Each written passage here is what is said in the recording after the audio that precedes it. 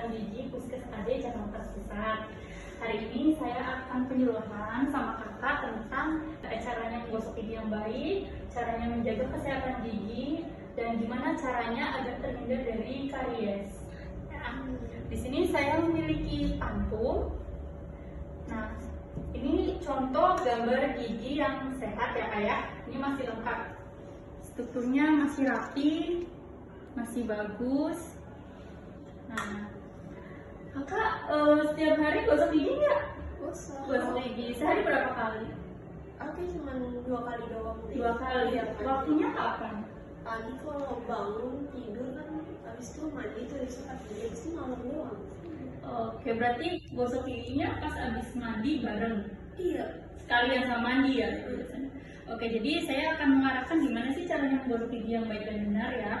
Untuk waktu yang baik menggosok gigi itu pagi hari setelah sarapan sama malam sebelum tidur ya. Oke, cara menggosok giginya udah tahu? Aku biasanya kalau misalnya sikat gigi bawah dulu nih, habis bawah baru ke tengah kayak gini. Oh, berarti gerakannya kanan kiri ya? Iya. Oh, oke. Nanti cara menyikat giginya seperti ini kak. Nah, ini dari atas ke bawah, ini baliknya ya, dari bawah ke atas, gini dicongkel. Kenapa seperti itu sih caranya? Karena biar bagian sisa-sisa makanan yang ada di sela-sela gigi ini, dia tergosok dengan bersih. Yang tidak boleh itu seperti kakak tadi ya, kakak kan gini sok. Itu pasti nyikatnya pakai tenaga dong, ya kan? Karena kuat banget, nanti akan terjadi yang namanya abrasi. Abrasi apa? Abrasi itu penurunan gusi. Jadi nanti ketika mengkonsumsi makanan dan minuman yang dingin atau panas akan terasa ngilu karena sisa akarnya terlihat. Jadi si gusinya itu tidak menutupi semua bagian gigi. Nah, kalau yang dari dalam juga tetap disikat ya. Biasanya kakak di-skip apa disikat? Siap, males kalau tidak. Oh, males ya. Justru di sini akan terjadi penumpukan karang gigi yang paling banyak itu di bagian dalam kak. Karena jarang banget orang yang memperhatikan mensikat gigi sampai ke bagian dalam. Pasti lebih fokusnya ke bagian luar saja ya. Begitu ya kayak untuk gigi kakak ada yang bolong tidak?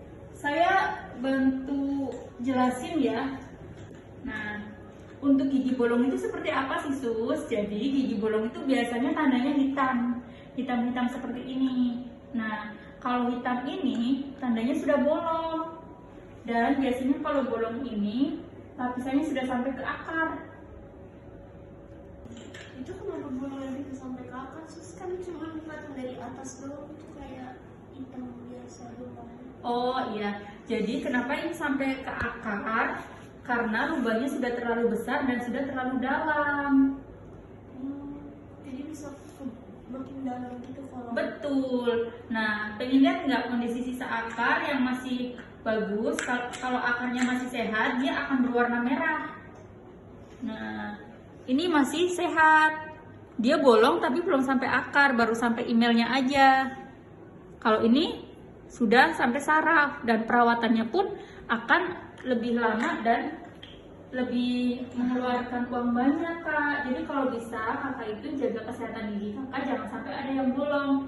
Jika kakak sudah terlanjur ada yang bolong, maka segera datang ke dokter untuk ditambal secepatnya ya kak ya, agar tidak terkena saraf. Karena kalau sudah sampai saraf, kakak pasti akan merasa sakit dan ngilu.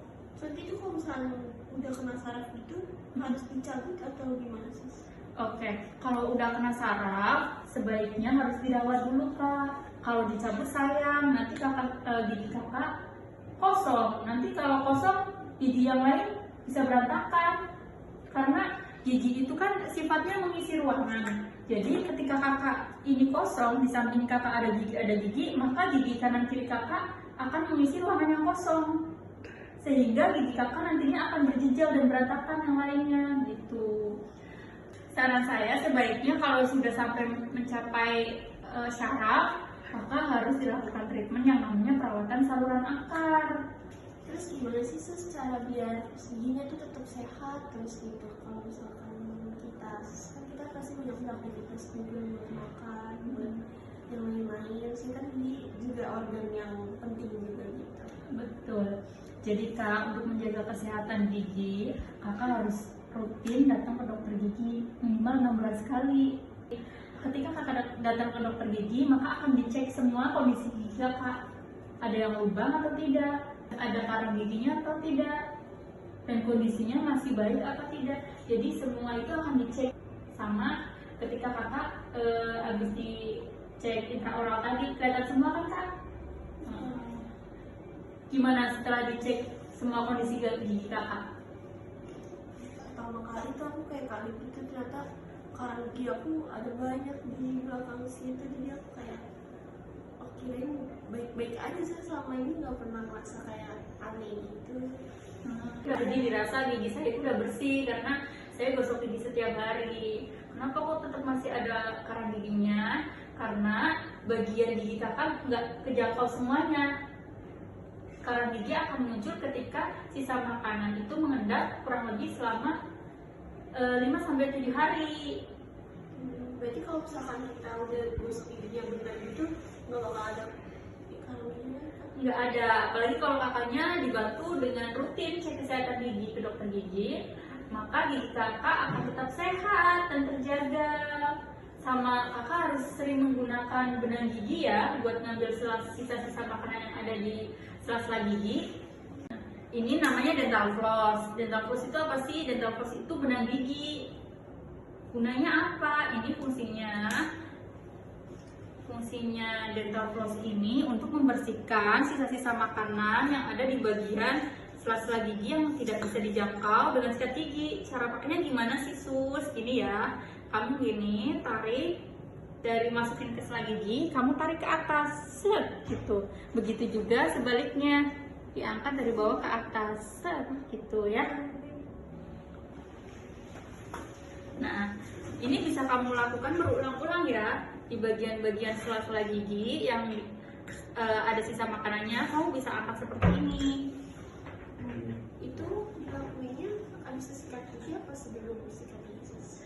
Bagusnya setelah sikat gigi ya, biar sisa-sisa makanan itu bersih maksimal. Karena kalau kamu hanya menggunakan sikat gigi, biasanya di bagian yang nyempil-nyempil di sela-sela gigi ini dia kurang kejangkau sama sikat gigi. Biasanya dia masih tersisa dan biasanya dia kalau lama-kelamaan tertimbun di situ akan menyebabkan gigi bolong. Lain sama gigi ada gigi bolong juga kalau misalkan dari aku lagi bersih. Betul. Jadi gigi bolong itu dari sisa makanan yang lama di situ, akhirnya dia menimbulkan bakteri, dia akan menyebabkan gigi karies. Setelah aku jadi tahu cara sikat gigi yang benar, terus kalau misalkan ada sisa makanan harus dibersihin pakai dental floss, terus juga harus sering kontrol gigi juga 6 bulan sekali ke dokter gigi, terus harus sikat gigi belakang juga harus disikat.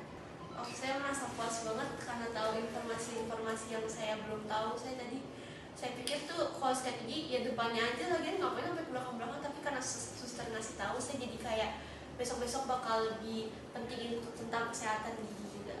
Oke, baik. Terima kasih.